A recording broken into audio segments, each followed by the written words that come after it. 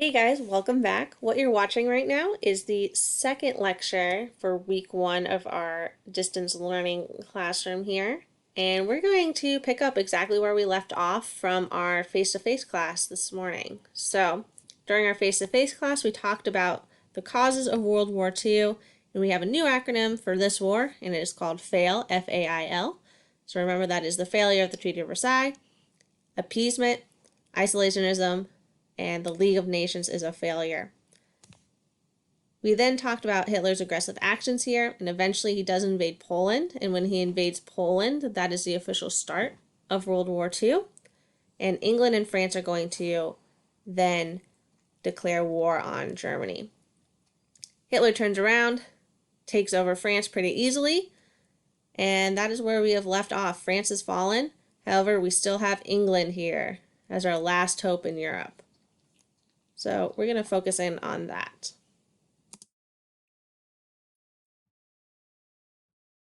So Great Britain. Great Britain is led by Winston Churchill. He is the prime minister. Think of that as kind of like a president. It's a little bit different, but for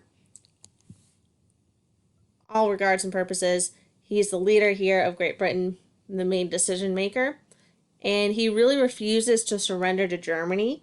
He really feels that Britain is the last hope and that they have to hold out against this evil that is Hitler.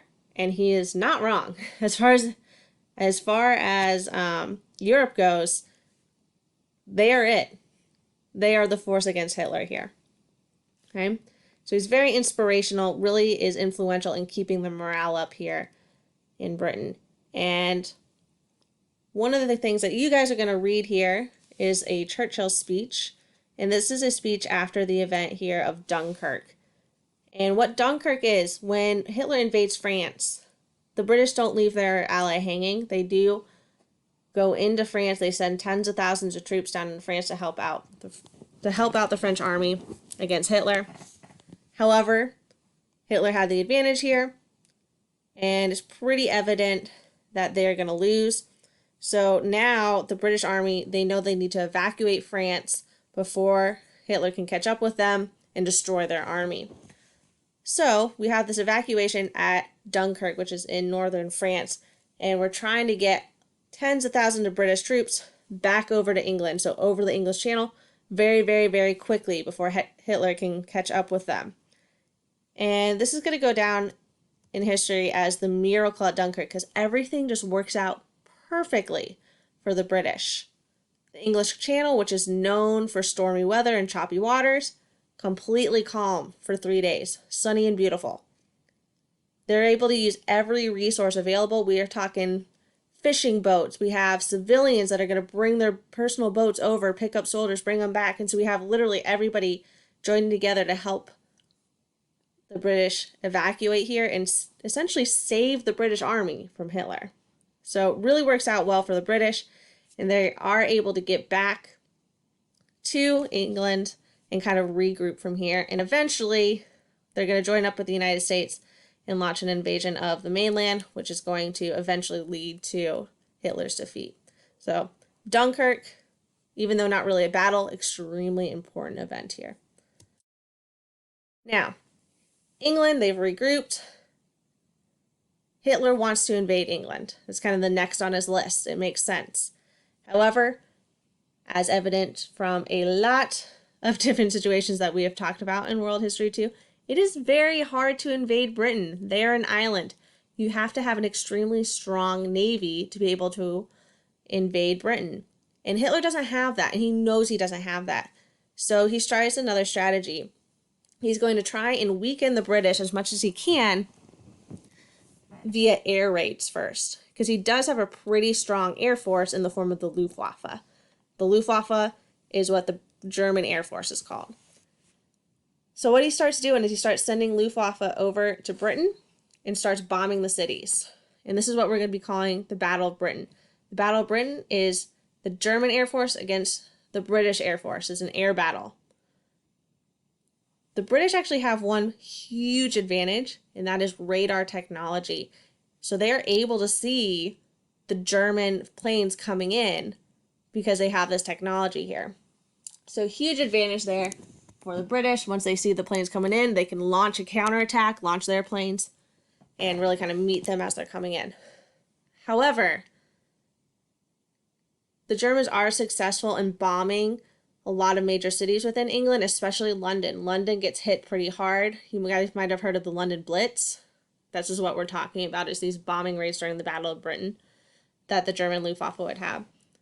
So you would have these blackout drills because the Germans really like to do their bombing raids at night for a couple different reasons, but the main reason is that they thought that if they went in at night, it would be harder for the British to see them coming and thus launch a counterattack, right? So the British started having these blackout drills because if you are up in your airplane as the German Luftwaffe, you're flying over the land of Britain, the way that you know you're over a city is if you look down and there's a bunch of lights down there. When you see the lights, that's how you know you're over the city. So if everybody turns off the lights, blacks out all their windows so no light is escaping, now the German Luftwaffe is flying over the cities and they can't tell where the cities are because they can't see the lights. And that's the whole idea here. You can see these women putting up some blackout curtains there. However, also, you want to make sure you're safe. So you hear those sirens going off, you run to the nearest bombing shelter. And for a lot of people, that meant actually going down into the subways. The tube is what it's called in London here, the London Tube. And you'd go down and you'd spend the night sleeping in the subways while the city above you is being bombed.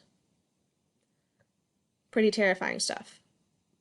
Again, Winston Churchill is very, very influential here during this Battle of Britain, really keeping the morale up of the British people and really kind of, again, emphasizing this. We are the last hope and we need to stay strong. Okay. Now, the RAF are successful and they are able to beat the Luftwaffe, and this is a huge, huge, huge victory for the British. They're able to defeat Hitler and his Luftwaffe there, and really kind of shows that they are the stronghold here. So now Hitler knows he can't invade Britain, and just like all other land-hungry dictators that we've talked about in this class, aka Napoleon, he's now going to turn his sights on Russia, obviously now the Soviet Union, which is probably one of the worst decisions he will have made. Okay, so on the Eastern Front, we had Hitler and Stalin. Remember that they signed that non-aggression pact. Hitler wants Lebensraum, though. He wants to expand. So he decides to break that pact with Stalin and invade the Soviet Union here in what he calls Operation Barbarossa. Okay. By the way, we go back to here. That is just a terrifying cartoon. Stalin and Hitler getting married. Stuff of nightmares, if you ask me. All right, so Operation Barbarossa, the Germans are going to invade the Soviet Union.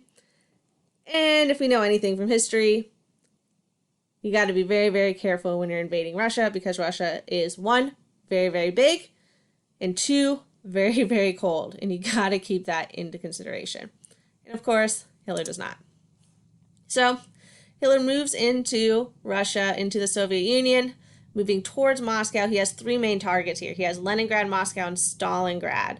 Stalingrad he especially wants because it's named after Stalin, and he thinks that would be kind of, kick it to him, and he really just wants to take it over because it's named after Stalin. And so they move into Russia. However, Russia's a lot bigger than he anticipated. It takes them a lot longer, and soon it becomes winter in Russia. And we all know what that means. So the Russian army in Russian winter are finally going to be able to stop the Germans. They stop them at Moscow, Leningrad, and most importantly, Stalingrad. Stalingrad is going to be considered a huge, huge turning point in the war because at the Battle of Stalingrad, that is the first time that the German army is ever going to be on the defensive. After they're defeated at Stalingrad, the German army starts heading back towards Germany. And if you take a look here at this graph, by far, The most damage done to the German army happens in Russia on that eastern front here, as you can see in the blue. German KIA means killed in action. By far, the biggest losses of the German army happen in Russia. Okay. So, USSR, the Soviet Union, expels the German army out of Russia and starts kind of basically chasing them through Eastern Europe back over to Germany. And this is going to be very important to remember here later on, because during the Cold War, it's going to be very important to know that the Soviet Union essentially liberated all of this area from the Nazis. So now we're going to talk about our Western allies. Mostly we're going to be talking about the United States and Britain and what they're going to do kind of on the other side here. And we will get to that in the second part of our lecture.